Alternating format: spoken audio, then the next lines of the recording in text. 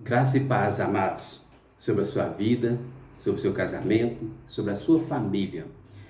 Hoje eu gostaria de compartilhar com vocês alguns princípios da palavra de Deus para que o seu casamento tenha mais prazer, mais alegria, tenha mais da graça de Deus. O nosso texto base está em João 2, o Evangelho de João, capítulo 2, versículo 1 a 12. Diz assim: 3 dias depois houve um casamento em Caná da Galileia, achando-se ali a mãe de Jesus. Jesus também foi convidado, com os seus discípulos, para o casamento. Tendo acabado o vinho, a mãe de Jesus lhe disse: eles não têm mais vinho. Mas Jesus lhe disse: mulher, que tenho eu contigo? Ainda não é chegada a minha hora.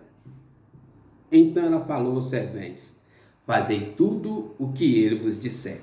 Estavam ali 6 talhas de pedra, que os judeus usavam para as purificações, e cada uma levava 2 ou 3 metretas.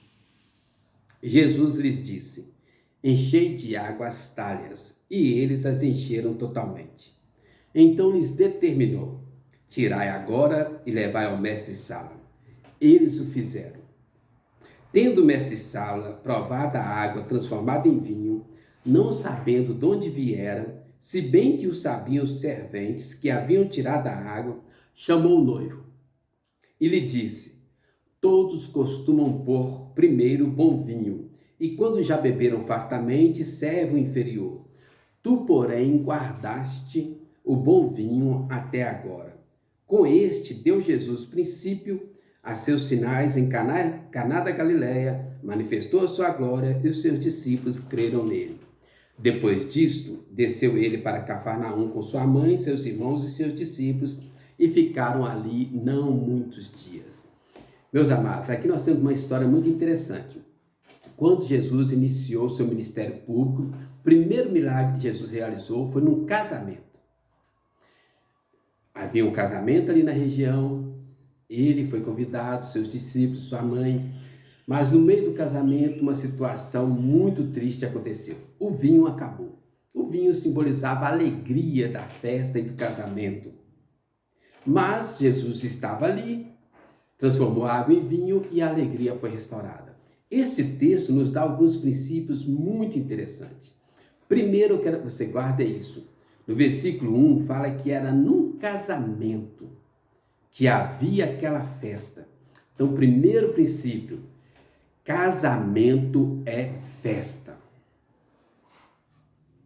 O casamento foi a primeira instituição divina. Deus criou o casamento antes da igreja.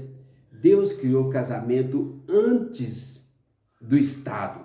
A família é a primeira instituição divina e tem que ter prioridade para que nós entendamos essa festa que Deus quer fazer.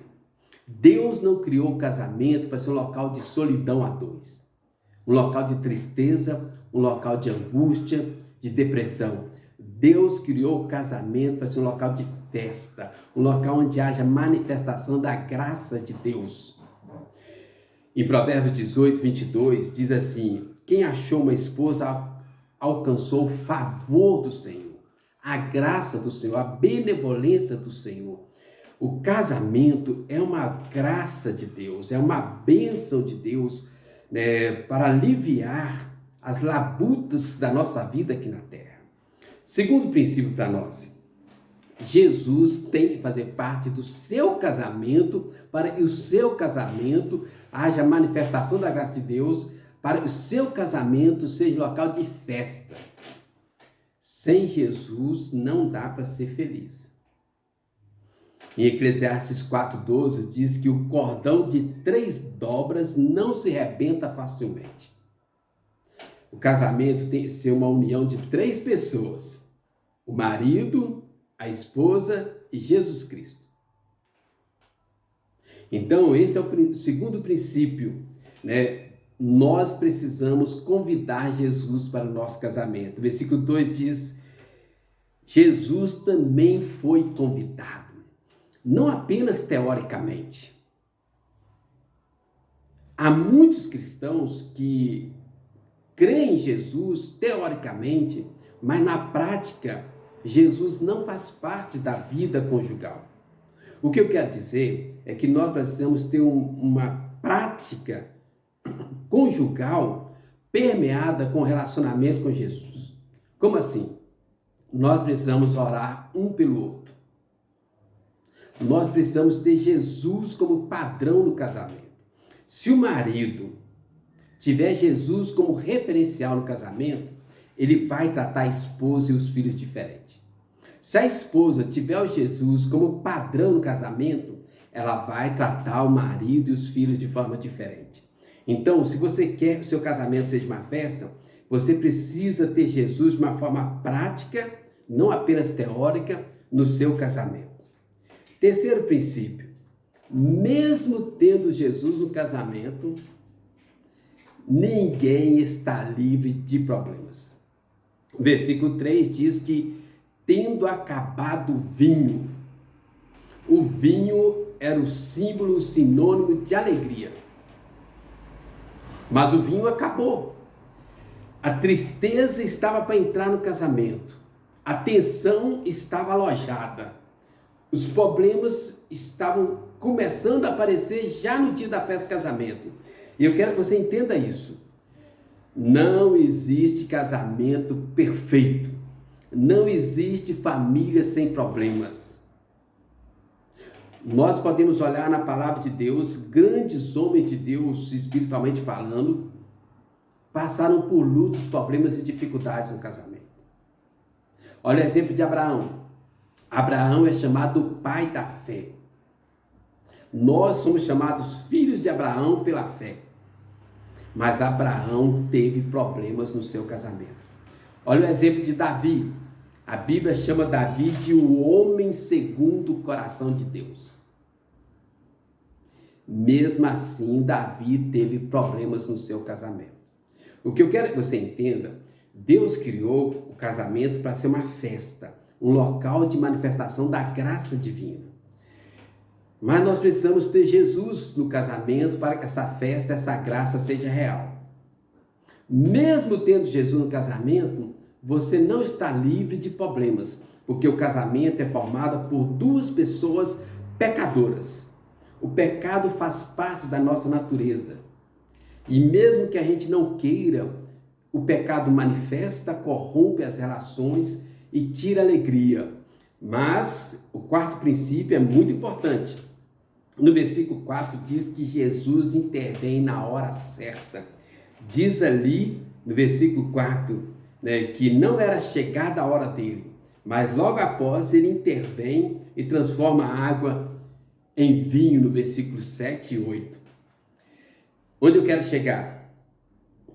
Jesus, ele intervém na hora certa. Nós não podemos precipitar, não podemos desistir do casamento por causa de algum problema. A pessoa se precipita para o divórcio, ela desistiu da graça de Deus. Veja bem, eu quero que você entenda. Deus usa o casamento para expor as nossas falhas, pecados, defeitos, tratar o nosso coração e nos fazer pessoas melhores, para nos amadurecer. O casamento é um local onde Deus trabalha a nossa santificação. Quando nós precipitamos para o divórcio, nós estamos rejeitando o tratamento divino. E o último ponto, no versículo 10, onde diz assim: ele disse, todos costumam pôr primeiro bom vinho, quando já beberam fartamente, serve inferior.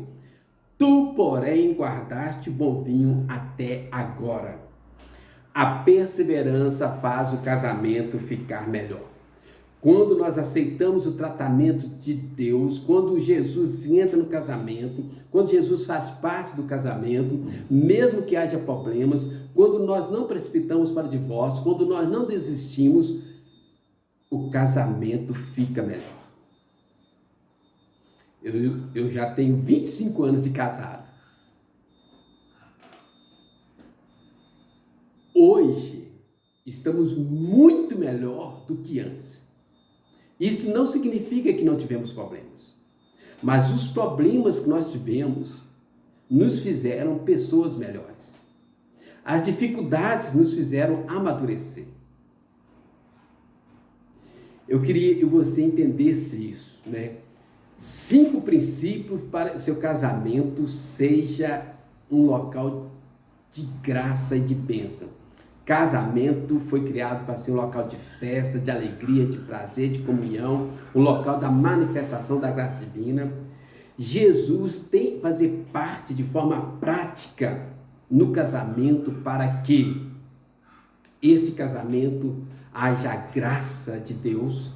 Terceiro, mesmo com Jesus presente no casamento, ninguém está livre de problemas, não existe casamento perfeito. Quarto, Jesus intervém na hora certa para resolver os problemas. Precipitar no divórcio é desistir da graça de Deus no casamento. Quinto, a perseverança faz o casamento ficar melhor. As pessoas que não desistem, as pessoas que não se precipitam para o divórcio, elas experimentam um casamento cada vez melhor. Essa é a minha oração, este é o meu desejo. Deus abençoe o seu casamento, não desista, não precipite o divórcio, que você possa experimentar cada vez mais o melhor da graça de Deus no seu casamento. Em nome de Jesus, amém.